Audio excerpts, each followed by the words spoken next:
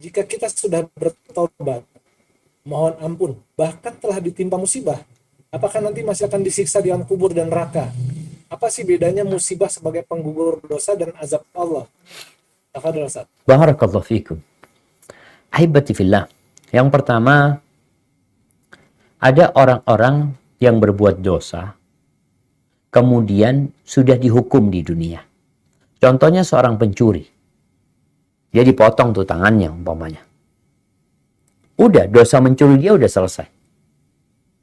Seorang pezina. Dia dirajam. Dosa di zina dia udah dihukum, udah selesai dia. Untuk perbuatan zinanya. Tapi apa memang dia cuma punya dosa itu? Ini yang perlu kita pikirkan. Mamanya tadi kayak kita udah kena musibah, Ustaz. Musibah ini penghapus dosa. Dosa yang mana yang dihapuskan dengan musibah tersebut? Dulu, Masya Allah ya, Ibnu Sirin, rahimahullahu ta'ala, seorang tabi'in, dia pernah dipenjara. Ini bicara musibah tadi. Dia pernah dipenjara. Ketika dia dipenjara, dia ngomong, aku tahu nih, ini gara-gara dosa yang mana. Kenapa seperti itu? Karena secara sunnatullah al-jaza'u min jinsil amal. Balasan itu sesuai dengan perbuatan gitu.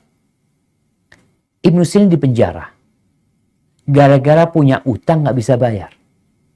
Dipenjara gara-gara nggak punya utang nggak bisa bayar. Akhirnya dia dipenjara. Dikasuskan, kemudian dipenjara. Dulu 40 tahun yang lalu Ibnu Sirin cerita, aku dulu itu pernah mengolok kawannya, dipanggil ya muflis, orang yang bangkrut kata dia. Karena mungkin bangkrut memang dia. Akhirnya aku bangkrut juga dan masuk penjara. Para ulama mengatakan, yang mengomentari peristiwa Ibnu Sirin, mereka mengatakan qallat dzunubul qaum fa'arafu min aina utu. Dosa mereka itu sedikit. Jadi mereka tahu ketika kena musibah, ini karena dosa yang mana. Wa kathurat dzunubuna. Sedangkan kita dosanya banyak. Sehingga kita nggak tahu ini gara-gara dosa yang mana seperti itu. Jadi kalau dikatakan sekarang, apa perbedaan tadi? Musibah yang menggugurkan dosa, musibah yang menjadi adab. Ya, adab itu pun dapat menggugurkan dosa dan dapat mengangkat derajat tatkala kita menerima takdir Allah SWT dengan bersabar. Karena ada orang yang kena musibah, yang seharusnya musibah itu menghapuskan dosa-dosa dia, ternyata menambah dosa dia. Karena dia nggak sabar, bahkan menyalah-nyalahkan Allah Azza wa Jalla. Maka kemudian tadi, sudah impas enggak kadar dosa kita dengan musibah yang menimpa kita.